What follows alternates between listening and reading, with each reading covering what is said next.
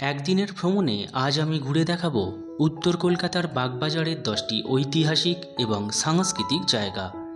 পুরনো কলকাতার স্মৃতি যদি সত্যি অনুভব করতে চান, তাহলে আজও সেই ইতিহাসের তিলোত্তমা খুঁজে পাওয়া যায় বাগবাজারের অলিতে গলিতে। কিন্তু জানেন কি, বাগবাজার নামটা কোথা থেকে এলো? শোনা যায় একসময় গঙ্গার বাঁকে বসতো একটি জমজমাট বাজার, আর সেই বাঁকবাজার থেকেই নাকি এসেছে বাগবাজার নামটি। আবার অনেকে বলেন, যেখানে আজ বিখ্যাত বাগবাজার সার্বজনীন দুর্গাপুজো হয়, সেখানেই নাকি একসময় চার্লস পেরিন নামে এক সাহেবের ফুলের বাগান ছিল। ফার্সিতে ফুলের বাগানকে বলা হয় বাঁক, আর সেই বাঁক বা বাগিচা থেকেই নাম হয়েছে বাগবাজার। এই বাগবাজার শুধু একটা জায়গা নয়, এটা ইতিহাসের এক জীবন্ত অধ্যায়।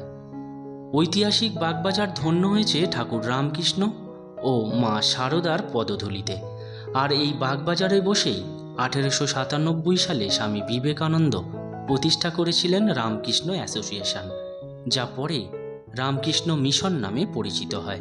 শুধু ধর্ম নয়, সংস্কৃতিতেও সমান সমৃদ্ধ এই বাগবাজার। প্রখ্যাত নাট্যকার গিরিশচন্দ্র ঘোষের জন্ম এই বাগবাজারে। এই বাগবাজারেই বসবাস করতেন ভগিনী নিবেদিতা। আর বাগবাজার মানেই মিষ্টির গল্প। তখনকার বাগবাজারে একটা প্রবাদ ছিল জনপ্রিয়, ময়রামতি কলাকার, তিন নিয়ে বাগবাজার।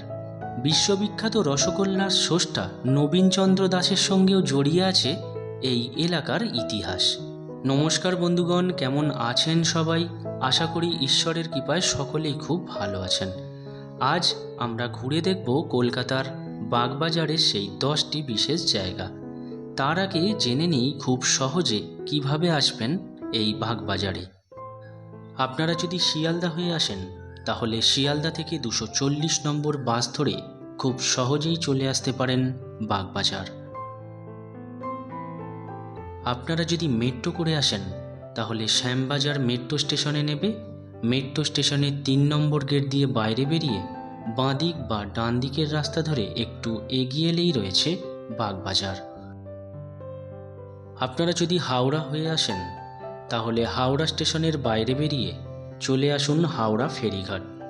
হাওড়া ফেরিঘাট থেকে বাগবাজারগামী লঞ্চ ধরে চলে আসুন বাগবাজার ফেরিঘাট। বাগবাজার ফেরিঘাট থেকে বাইরে বেরিয়ে বাঁদিকের রাস্তা ধরে এগিয়ে আপনারা বাগবাজার ভ্রমণ শুরু করতে পারেন।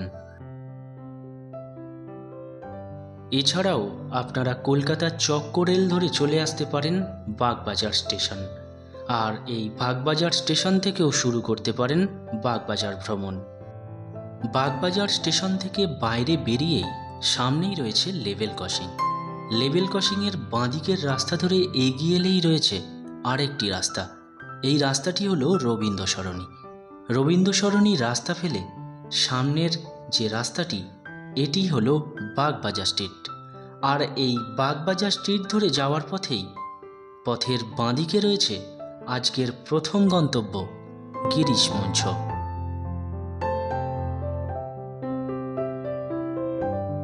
1986 সালের 1 জুলাই পশ্চিমবঙ্গের তৎকালীন মুখ্যমন্ত্রী জ্যোতি বসু এই মঞ্চটির উদ্বোধন করেন। মঞ্চটির নামকরণ করা হয়েছে বিশিষ্ট নাট্যকার গিরিশচন্দ্র ঘোষের নামে। বিভিন্ন নাট্যগোষ্ঠী নিয়মিত এই নাট্যমঞ্চটি ব্যবহার করে থাকেন।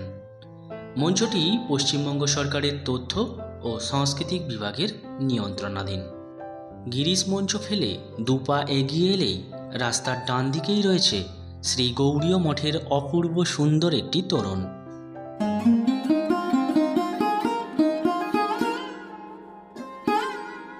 এই তোরণের ভিতর দিয়ে 1 মিনিট হেঁটে এগিয়ে এলেই রয়েছে শ্রী গৌড়ীয় মঠ।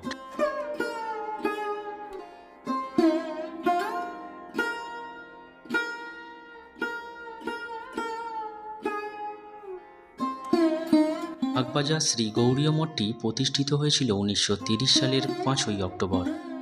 গৌড়ীয় মঠের সামনেই রয়েছে একটি গেট। এই গেটটি বন্ধ থাকে। সামনে একটু এগিয়ে গেলে রয়েছে আরেকটি গেট। এই গেটটি দিয়েই মঠের ভিতর প্রবেশ করতে হয়। এই গৌড়ীয় মঠটি অধুনা বাংলাদেশের বরিশাল জেলার তৎকালীন বাসিন্দা শ্রী জগবন্ধু দত্ত বাগবাজার গঙ্গার ধারে 1 খণ্ড জমি ক্রয় করেছিলেন। এবং মন্দির তৈরির উদ্দেশ্যে শিল ভক্তি সিদ্ধান্তকে এই জমি দান করেছিলেন। কথিত আছে পুরী থেকে বরানগর যাওয়ার পথে মহাপ্রভু এখানে কিছুটা সময় বিশ্রাম নিয়েছিলেন। এই মঠের অভ্যন্তরে রয়েছে একটি মিউজিয়াম। এই মিউজিয়ামটি শ্রী চৈতন্য মিউজিয়াম নামে পরিচিত। এই মিউজিয়ামের প্রধান আকর্ষণ হল শ্রী চৈতন্যদেবের হস্তাক্ষর করা এক ফালি তালপাতা। এখন জেনে নেব এই মন্দিরের খোলা ও বন্ধের সময়সূচি। মন্দির প্রতিদিন খোলা থাকে ভোর 5টা থেকে দুপুর 12টা পর্যন্ত। এরপর মন্দির বন্ধ থাকে। আবারও বিকাল 4:30টায় মন্দির খুলে যায়। সন্ধ্যায় সন্ধ্যারতি হয়ে রাত 8টায় মন্দির বন্ধ হয়। এখন জেনে নেব মঠের অভ্যন্তরে থাকা শ্রী চৈতন্য মিউজিয়ামের খোলা ও বন্ধের সময়সূচি। মিউজিয়ামটি খোলা থাকে মঙ্গলবার থেকে রবিবার পর্যন্ত, সকাল 10টা থেকে দুপুর 12টা, বিকাল 3টে থেকে সন্ধ্যা 7টা পর্যন্ত। সোমবার সম্পূর্ণ বন্ধ থাকে মিউজিয়ামটি। মিউজিয়ামটি দেখার জন্য প্রবেশ মূল্য জন প্রতি 50 টাকা। আর এই মিউজিয়ামের ভিতরে মুভি শো দেখানো হয়। এই মুভি শো দেখার জন্য প্রবেশ মূল্য লাগে জন প্রতি 30 টাকা। এই মঠে রয়েছে দুপুরের ভোগ প্রসাদের ব্যবস্থা। আপনারা চাইলে এই মঠে দুপুরে ভোগ প্রসাদ গ্রহণ করতে পারেন। সেক্ষেত্রে সকাল 9টার মধ্যে এসে কুপন কেটে নিতে হবে। প্রসাদ কুপন মূল্য জন প্রতি 80 টাকা। আর দুপুর 1টার সময় প্রসাদ খাওয়ানো শুরু হয়। এই মঠের এই স্থাপত্যটি হল মূল মন্দির।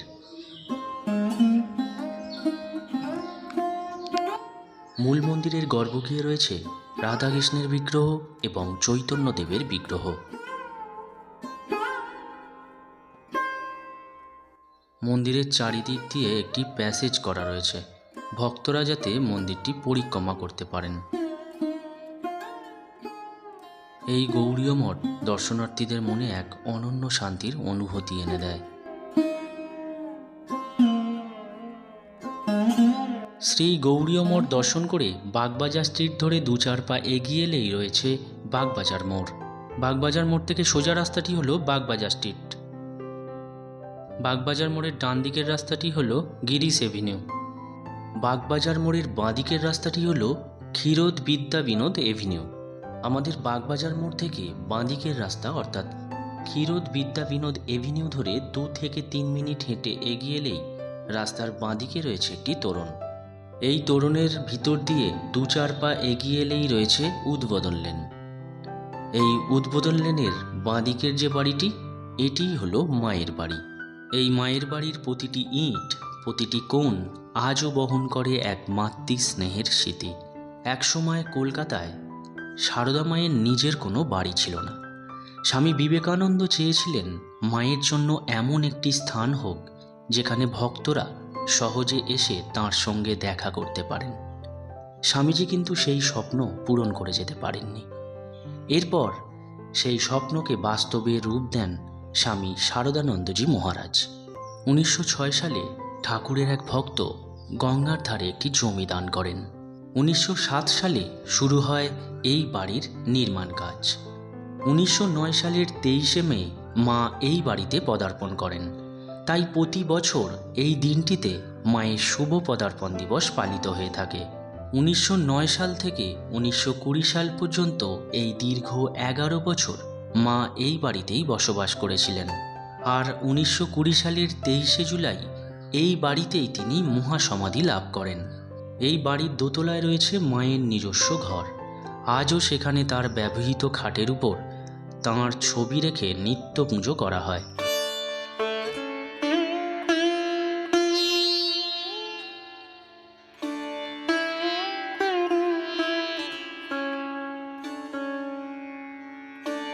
মায়ের ঘরের ঠিক পাশেই রয়েছে শারদানন্দজি মহারাজের ঘর, যিনি সর্বদা মায়ের সেবায় নিয়োজিত ছিলেন। এখন জেনে নেব মায়ের বাড়ির দর্শনের সময়সূচি। মায়ের বাড়ি দর্শনের সময় প্রতিদিন সকাল 6টা থেকে 11টা পর্যন্ত এবং বিকেল 4টে থেকে রাত 8টা পর্যন্ত। অক্টোবর থেকে মার্চ প্রতিদিন সকালে সময়সূচি একই থাকে। শুধুমাত্র বিকালের দিকে 3:30 থেকে রাত 8টা পর্যন্ত মাতৃ মন্দির খোলা থাকে। মায়ের বাড়িতে রয়েছে দুপুরের ভোগ প্রসাদেরও ব্যবস্থা। আপনারা যদি মায়ের বাড়িতে ভোগ প্রসাদ গ্রহণ করতে চান, সেক্ষেত্রে সকাল 9:30 থেকে 10:30টার মধ্যে এসে মায়ের দর্শন করে প্রসাদের কুপন নিয়ে নিতে পারেন। প্রসাদ কুপনের জন্য এখানে কোনো নির্দিষ্ট মূল্য নেই। আপনি আপনার ইচ্ছা মতো প্রণামী দিতে পারেন প্রণামী বাসকে। আর দুপুরের ভোগ প্রসাদ বিতরণ করা হয় 11:45 থেকে 12টার মধ্যে। এটা শুধু একটা বাড়ি নয়, এটা এক মাতৃ স্নেহের আশ্রয়। মায়ের বাড়ি থেকে বেরিয়েই মায়ের বাড়ির পাশেই এই যে বিল্ডিংটি, এটি হলো উদ্বোধন অফিস। উদ্বোধন হলো রামকৃষ্ণ মঠের মাসিক পত্রিকা, যেটি এখান থেকেই প্রকাশিত হয়ে থাকে। সারদা মায়ের বাড়ি দর্শন করে আবারও বাগবাজার মোড়ে এসে বাগবাজার স্ট্রিট ধরে 5-7 মিনিটের হাঁটা পথেই চলে এলাম বসুবাটি। 1874 সালের গয়ার জমিদার বসু পরিবারের জ্যেষ্ঠ পুত্র মহেন্দ্র বসু বাগবাজারে তার কাকার কাছ থেকে একটি বৃহৎ সম্পত্তি উত্তরাধিকার সূত্রে লাভ করেন। তবে তার অকাল মৃত্যুর কারণে মহেন্দ্রের পক্ষে সেই সম্পত্তি ভোগ করা হয়ে ওঠেনি। পরে তার 2 ভাই নন্দলাল বসু এবং পশুপতি বসু 19 অক্টোবর 1876 সালে এই বাড়িটির ভিত্তি প্রস্তর স্থাপন করেন। এই বাড়িটি স্থানীয় ও ঔপনিবেশিক স্থাপত্যের এক অপূর্ব সংমিশ্রণ, যা ইউরোপীয় ধ্রুপদী স্থাপত্যের আদলে তৈরি। প্রথম বাঙালি ইঞ্জিনিয়ার শ্রী নীলমণি মিত্র এই বাড়িটির নকশা স্থাপন করেছিলেন। প্রায় 22 বিঘা জমির উপর বাগান সহ এই বাড়ি তৈরি করা হয়েছিল। 1905 সালে 16 অক্টোবর বঙ্গভঙ্গের প্রতিবাদে রবীন্দ্রনাথ ঠাকুরের নেতৃত্বে এই বসুবাটি থেকেই রাখি বন্ধন উৎসবের সূত্রপাত হয়। এছাড়াও 1906 সালে এই বসুবাটিতেই বিলাতি পণ্য বর্জনের স্বদেশী প্রদর্শনীও আয়োজন করা হয়েছিল। বর্তমানে এই বসুবাটি কলকাতার অন্যতম জনপ্রিয় হেরিটেজ পর্যটন কেন্দ্র। এছাড়াও বর্তমানে বাড়িটি কলকাতা পৌরসভার পক্ষ থেকে বিপজ্জনক বাড়ির তকমা পেয়েছে। বসুবাটি দেখে আবারও ফিরে এলাম বাগবাজার মোড়ে। বাগবাজার মোড় থেকে গিরিশ এভিনিউ ধরে 2 থেকে 3 মিনিট হেঁটে এগিয়ে এলেই রাস্তার বাঁদিকে রয়েছে বোসপাড়া লেন। এই বোসপাড়া লেনের ডান দিকের এই যে বাড়িটি, এটি হলো ভগিনী নিবেদিতার বাড়ি। স্বামী বিবেকানন্দের প্রধান শিষ্যা ছিলেন আইরিশ মহিলা মার্গারেট এলিজাবেথ নোবেল। লন্ডন শহরে তিনি স্বামী বিবেকানন্দের সাক্ষাৎ পান এবং 1898-এ তিনি ভারতে চলে আসেন। এই বছরই মার্চ মাসে তিনি ব্রহ্মচর্য গ্রহণ করেন। ব্রহ্মচর্য গ্রহণ করার পর স্বামী বিবেকানন্দ তাঁর নাম রাখেন ভগিনী নিবেদিতা। 1898 সালের নভেম্বরে নিবেদিতার এই বাড়িটি ভাড়া নেবার পর তার আমন্ত্রণে মা সারদা ও বিবেকানন্দ অনেক বাড়ি এই বাড়িতে এসেছিলেন। 2013 সালে পশ্চিমবঙ্গ রাজ্য সরকার এই বাড়িটি রামকৃষ্ণ সারদা মিশনের হাতে তুলে দেন এবং বর্তমানে এই বাড়িটি একটি মিউজিয়াম হিসেবে দর্শনার্থীদের জন্য খোলা থাকে। মিউজিয়াম খোলা থাকে এপ্রিল থেকে সেপ্টেম্বর, শুক্রবার থেকে রবিবার পর্যন্ত দুপুর 1টা থেকে বিকেল 5:30 পর্যন্ত, এবং অক্টোবর থেকে মার্চ বৃহস্পতিবার থেকে রবিবার দুপুর 12:30 থেকে বিকাল 5টা পর্যন্ত এই মিউজিয়ামটি খোলা থাকে। এই মিউজিয়ামটি দেখার জন্য প্রবেশ মূল্য লাগে জন প্রতি 50 টাকা। ভগিনী নিবেদিতার বাড়ি দর্শন করার পর আবারও গিরিশ এভিনিউয়ে এসে বাঁদিকেই চোখে পড়বে রাস্তার মধ্যিখানে একটি বাড়ি। এই বাড়িটি হলো নাট্যকার গিরিশচন্দ্র ঘোষের বাড়ি, যা গিরিশ ভবন নামে পরিচিত। গিরিশচন্দ্র ঘোষ ছিলেন একজন বিখ্যাত নাট্যকার। তিনি বাংলার নাটকে বিপ্লব এনে দিয়েছিলেন। তিনি প্রথম পেশাদার নাট্য কোম্পানি ন্যাশনাল থিয়েটার প্রতিষ্ঠা করেন। এমনকি তিনি রামকৃষ্ণের সংস্পর্শে এসে তার শিষ্যত্ব গ্রহণ করেছিলেন। বর্তমানে বেশিরভাগ সময়ই এই ভবনটি প্রায় বন্ধ থাকে। এখানে তার ব্যবহার করা কিছু দ্রব্য সামগ্রী রাখা আছে। বড় রাস্তা তৈরি করার সময় তার বাড়িটি রাস্তার মাঝখানে পড়ে। কিন্তু ঐতিহ্যশালী ভবন হওয়ার কারণে বাড়িটিকে না ভেঙে বাড়িটির দুদিক দিয়ে রাস্তা তৈরি করা হয়। গিরিশ ভবন ফেলে সামনের দিকে একটু এগিয়েই ডান দিকে রয়েছে নিবেদিতা লেন।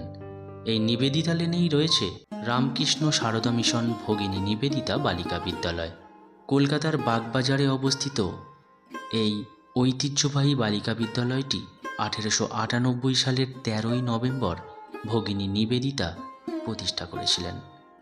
এই ভগিনী নিবেদিতা বালিকা বিদ্যালয়ে পঞ্চম থেকে দশম শ্রেণী পর্যন্ত পড়ানো হয়।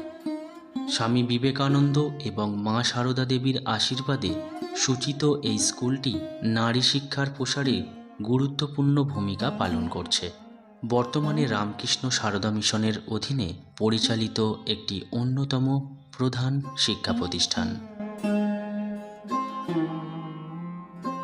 নিবেদিতা বালিকা বিদ্যালয় দেখে আবারও নিবেদিতা লেন ধরে চলে আসুন গিরিশ এভিনিউ। আর গিরিশ এভিনিউ ধরে 2 মিনিট এগিয়ে এলেই রয়েছে বলরাম মন্দির।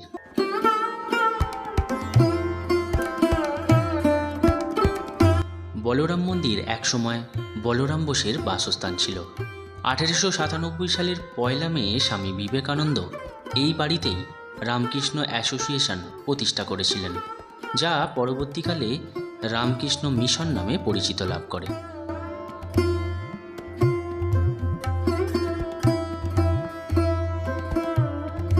শ্রী রামকৃষ্ণ পরমহংসদেব এখানে প্রায়শই আসতেন এবং তার ভক্তদের সঙ্গে দেখা করতেন ও কীর্তনে অংশ নিতেন।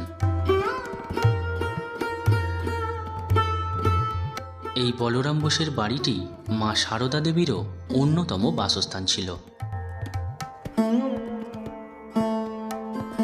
এই বলরাম বসুর বাড়িতে ঐতিহ্যবাহী রথযাত্রা পালিত হয়, যা শ্রীরামকৃষ্ণের সময় থেকেই চলে আসছে।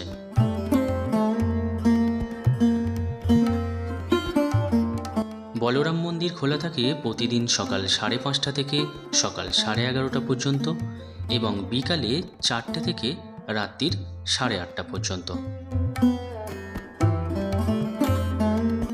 এই বলরাম বসুর বাড়িটি ঠাকুর শ্রীরামকৃষ্ণ ও মা সারদা দেবীর বহু স্মৃতি বিজড়িত। বর্তমানে বলরাম বসুর বাড়িটি রামকৃষ্ণ মঠের একটি শাখা কেন্দ্র হিসেবে পরিচিত। বলরাম মন্দির দর্শন করে গিরিশ পার্ক এভিনিউ ধরে 5-6 মিনিট হেঁটে এগিয়ে এলেই রয়েছে জগৎ মুখার্জি পার্ক। ডান দিকের এই যে পার্কটি, এটি হলো জগৎ মুখার্জি পার্ক। এই পার্কের পাশ দিয়ে এগিয়ে এলেই পার্কের পাশ দিয়ে যে রাস্তাটি চলে যাচ্ছে, এই রাস্তাটি হলো মদন মোহনতলা স্ট্রিট। এই মদন মোহনতলা স্ট্রিট ধরে 5 মিনিট হেঁটে গেলেই রয়েছে রবীন্দ্র সরণি। সামনের আসা রাস্তাটি হলো মদন মোহনতলা স্ট্রিট। মদন মোহনতলা স্ট্রিট এই রবীন্দ্র সরণিতে এসে মিশেছে। রবীন্দ্র সরণি ধরে সামনের দিকে এগিয়ে এলেই রাস্তার ডান দিকে রয়েছে সিদ্ধেশ্বরী কালী মন্দির। বাগবাজার সিদ্ধেশ্বরী কালী মন্দির কলকাতার অন্যতম প্রাচীন ও জাগ্রত কালী মন্দির, যা প্রায় 300 থেকে 350 বছরের প্রাচীন। এই মন্দির একসময় চারিদিক ঘন বন জঙ্গলে ঘেরা ছিল এবং মন্দিরের পাশ দিয়ে একসময় বয়ে যেত হুগলি নদী।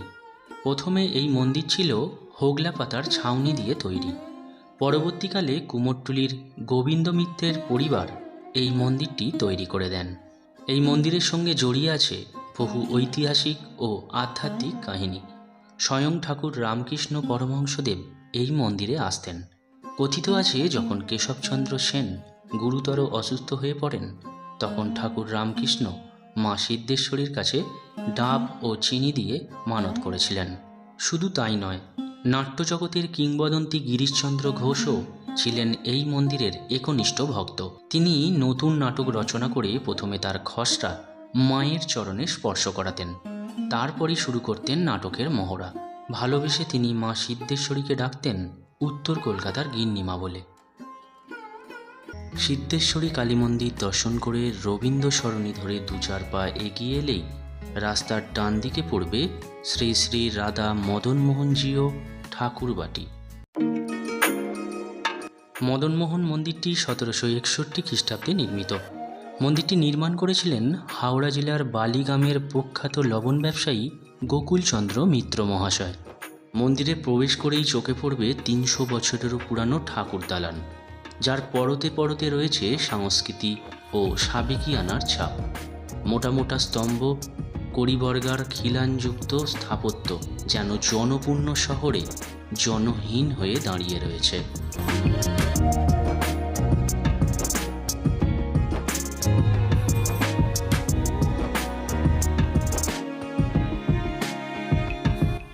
ঠাকুর দালান দেখে সিঁড়ি দিয়ে দোতলার উপরে উঠে এলেই রয়েছে মদন মোহন মন্দির।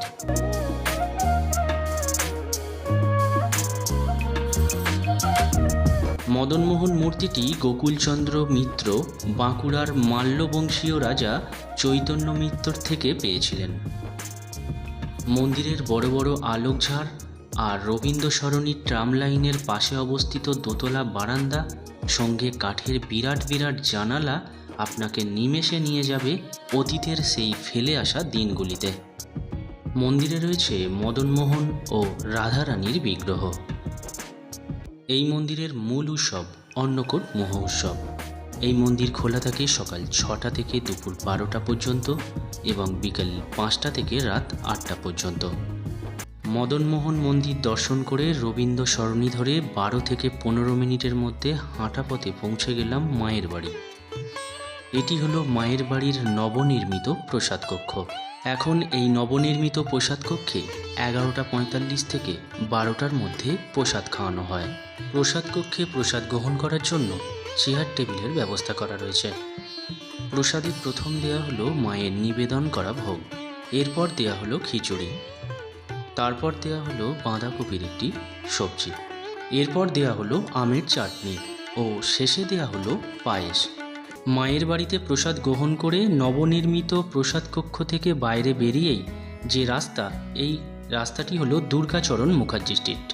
এই দুর্গাচরণ মুখার্জি স্ট্রিট ধরে সামনের দিকে 2 থেকে 3 মিনিট হেঁটে এগিয়ে এলেই রয়েছে আজকের বাগবাজার ভ্রমণের শেষ গন্তব্য মায়ের ঘাট, অর্থাৎ সারদা মায়ের ঘাট। বাগবাজারের দর্শনীয় স্থান নিয়ে আপনাদের একটা কথা জানিয়ে রাখি। বাগবাজারের দর্শনীয় স্থানগুলি প্রায় 1 থেকে 1.5 কিলোমিটারের মধ্যে অবস্থিত এবং বাগবাজারের অনেক অলিগলি পথ। তাই আমি আপনাদের যেভাবে ঘুরে দেখালাম, আপনারা এইভাবেও বাগবাজারের দর্শনীয় স্থানগুলি ঘুরে দেখতে পারেন। এটি হলো মায়ের ঘাটে যাওয়ার প্রবেশদ্বার। হুগলি নদীর পূর্ব তীরে অবস্থিত এই ঘাটটি দুর্গাচরণ মুখার্জি তথা পাগলাবাবুর ঘাট নামে পরিচিত ছিল। বাগবাজারে অবস্থানকালে মা সারদা 1909 সাল থেকে 1920 সাল পর্যন্ত দীর্ঘ 11 বছর মা এই গঙ্গার ঘাটে স্নান করতে আসতেন এবং কিছুটা সময়ও কাটাতেন এই ঘাটে। মা সারদার 150তম জন্ম শতবর্ষে এই ঘাটটি নতুন করে সংস্কার করে নাম রাখা হয় মায়ের ঘাট। বাগবাজার ভ্রমণের ভিডিওটি আপনাদের কেমন লাগলো অবশ্যই কমেন্ট করে জানাবেন। ভিডিওটি ভালো লাগলে একটি লাইক দিয়ে আপনার প্রিয়জনদের সাথে ভিডিওটি শেয়ার করবেন। আর আপনি যদি চ্যানেলে নতুন হয়ে থাকেন তাহলে চ্যানেলটিকে সাবস্ক্রাইব করে চ্যানেলে পাশে থাকার জন্য অনুরোধ রইল। আবারও দেখা হবে নতুন কোনো ঠিকানায় নতুন কোনো ভিডিও নিয়ে। এখানেই ভিডিওটি শেষ করছি। সবাই ভালো থাকবেন, সুস্থ থাকবেন। জয় ঠাকুর রামকৃষ্ণ, জয় মা সারদা, জয় স্বামীজি।